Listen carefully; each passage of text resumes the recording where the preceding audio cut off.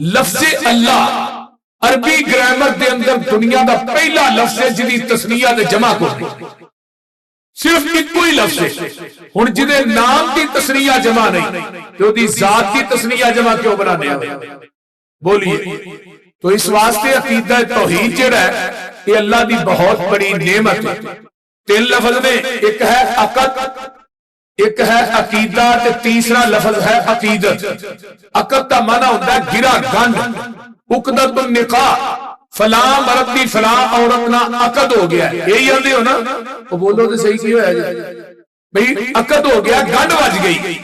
हुण जिस औरत के नाल मर्द दी गंढ वज जाए, मर्द वो औरत हांडी च मिर्चा बहुतियां पा दे, गुजारा बोलो करना पैना, करना नहीं जो बोलो ना।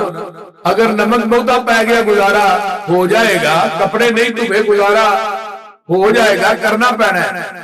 बोलते नहीं। मेरा ख्याल कहते तुम ठंडे हो गए बिन्यामीन साहब की तकरीर सुन। अगर बेटैमी रोटी मिली है फिर भी गुजारा करना पैना, तो जो बंदा बाहरों आके घर आए फिर गुजारा हो जाएगा? अगे होर को बड़े बोलो, गुजारा हो जाएगा? नहीं होएगा। उच्ची बोलो ना। क्यों? बंदे की गैरत आ गई। गैरतमंद बंदे च गैरत होनी चाहिए। जिदे च गैरत नहीं उहदे च ईमान ही कोई नहीं। और इमाम बुखारी रहीमहुल्लाह ने बाप बने हैं कि दुनिया का सब तो बड़ा गैरतमंद रब दी जात, इस तो बड़ा गैरतमंद कायनात च कोई नहीं जितना बड़ा गैरतमंद अल्लाह दी जात। ते बंदे की गैरत होनी चाहिए। वो आंदा है बीवी आंदी की होया जे गुस्से च आ गए, अगले दिन मैं मिर्चा बहुतियां पाइयां ने, तुहां कुछ नहीं किया, नमक बहुता पिया, कुछ नहीं किया, कपड़े थोड़े नहीं सन धुबे, फिर भी कुछ नहीं किया। अज की होया आंदा जेड़ियां मिर्चा अज मैनू लगियां ने तेनू नहीं ना पता। हर चीज गवारा है, अपने बिस्तर ते शरीक गवारा नहीं। ते उत्तों आवाज आती है बयान ही इस तरह ही। इधर भी तू कलमा पढ़ के तौहीद की गंढ मारी है। जमीन तो लग के आसमान तक हदीसे कुर्सी है। सारा खिला गुनाह ना पढ़ दे, पर इन्हें गुनाहों की शिरक ना लैके आई। मैं सारे गुनाह माफ कर देंगा, शिरक माफ नहीं करना। क्यों? जिदे ना तेरी गंढ वजी ओदे ना तेनू अपने बिस्तर ते शरीक वारा नहीं खाना। इधर कलमा पढ़ के तौहीद की गंढ मारी आ, मैनू तौहीद के बिस्तर ते भी शरीक वारा खांदा नहीं।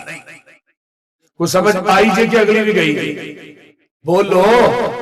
अकीदत के अंदर आन के भी अकीदे हुण बंदे नूं भी नहीं गवारा ते औरत नूं भी नहीं गवारा कि मेरे खामन नाल कोई दूजी औरत आ जाए जिन्होंने सौकन आंदे हो।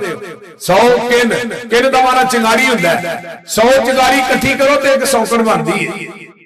पता है जे कोई आंदे हो कि नहीं? सौकन ते मिट्टी दी भी मान नहीं। वो तुहानू नहीं पता, बीबियां नूं पता है, तुहानू नहीं पता। औरत नूं भी सौकन वारा नहीं खाती। मैं दमिश्क दी जामिया मस्जिद के अंदर ना एक बंदा आया मसला पूछने वास्ते कि शिरक किनू आंदे।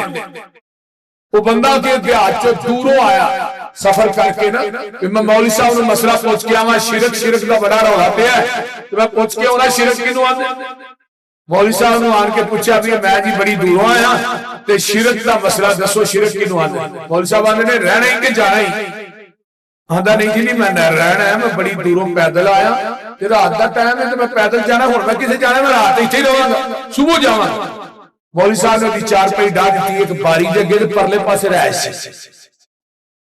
अद्धी को रात में जाके मौलवी साहब बीवी नूं आंदे ने अल्लाह अली एक मेहमान आया बड़ी दूरों ते सवेरे अध कूप आटा गुलना ही ते ओनू पानी नहीं लाना, देसी घिओ च गुलना ते तलवे जे रख के ना कोई 3-4 परौंठे पका ते नाल कोई 8-10 आंडे बना ला देसी।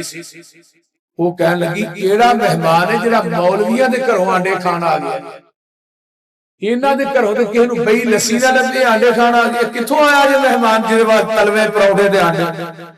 उन्हें कहा मेरे वास्ते एक रिश्ता लैके आया, मेहमान बड़ा अहम है।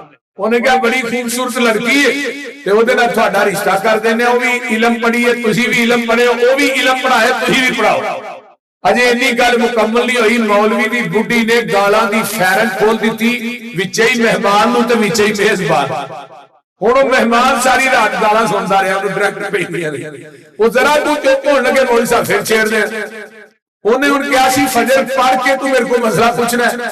ਉਹ ਮਹਿਮਾਨ ਨੇ ਫਜਰ ਪੜੀ ਤੇ ਜੁੱਤੀ ਫੜ ਕੇ ਨਿਕਲਣ ਦੀ ਕੀਤੀ। ਮੌਲਵੀ ਸਾਹਿਬ ਆਂਦਾ ਮਸਲਾ ਤੇ ਪੁੱਛ ਆਂਦਾ ਮੌਲਵੀ ਜੀ ਤੁਹਾਡੇ ਕੋਲ ਪੁੱਛਣ ਦੀ ਲੋੜ ਹੀ ਨਹੀਂ, ਤੁਹਾਡੀ ਬੁੱਢੀ ਨੇ ਮਸਲਾ ਹੱਲ ਕਰ ਦਿੱਤਾ।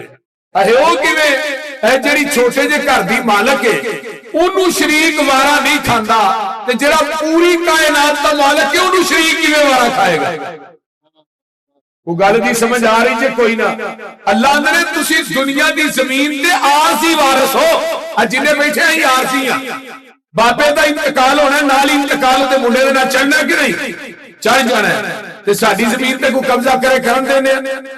ਬੋਲੋ ਤੁਸੀਂ ਤੇ ਇੰਜ ਚੁੱਪ ਹੋ ਜਿਹੜਾ ਮਰਜ਼ੀ ਕਰ ਲੈ, ਉਹ ਕਰਨ ਦਿੰਦੇ? ਅੱਲਾਹ ਨੇ ਤੂੰ ਆਰਜ਼ੀ ਵਾਰਿਸ ਹੈ, ਤੈਨੂੰ ਸ਼ਰੀਕ ਵਾਰਾ ਨਹੀਂ ਖਾਂਦਾ, ਤੇ ਮੈਂ ਪੂਰੀ ਦੁਨੀਆ ਦਾ ਹਕੀਕੀ ਵਾਰਿਸ ਆ, ਮੈਨੂੰ ਸ਼ਰੀਕ ਕਿਵੇਂ ਵਾਰਾ ਖਾਂਦਾ?